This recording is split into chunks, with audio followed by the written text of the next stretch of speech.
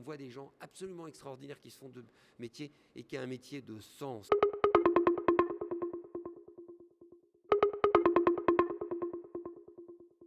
Le point qui me frappe le plus, que je trouve absolument essentiel, c'est que si on veut réussir cet accompagnement intelligent de nos aînés, il faut qu'on ait des professionnels. Or, on se rend compte dans cette étude, et ce qui a été conforté par d'autres études que l'on a pu faire au niveau de NES et de la MNH, c'est que nos professionnels de proximité sont des professionnels qui, au jour d'aujourd'hui, sont en grande souffrance.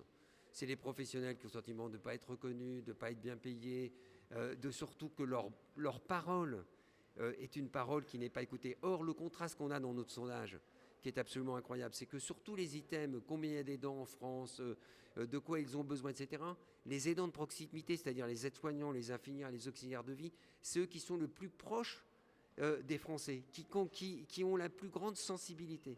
Or, ces professionnels aujourd'hui sont en grande souffrance pour un certain nombre de raisons qui ont été bien identifiées dans les derniers rapports, notamment le rapport de la mission El Khomri. Et donc la question maintenant, ça va être effectivement les mesures qui devraient être annoncées à court terme pour faire en sorte qu'on recrée une envie de faire. On ne peut pas imaginer que nos écoles d'aides-soignantes aujourd'hui soient commencées à se vider et qu'on n'arrive pas à les remplir, alors qu'en même temps, on voit des gens absolument extraordinaires qui se font de métier et qui a un métier de sens. C'est quand même fou de se dire qu'un métier de sens, de l'humain, à l'heure actuelle, puisse mettre un certain nombre de professionnels en souffrance. C'est autour de ça qu'il faut qu'on travaille.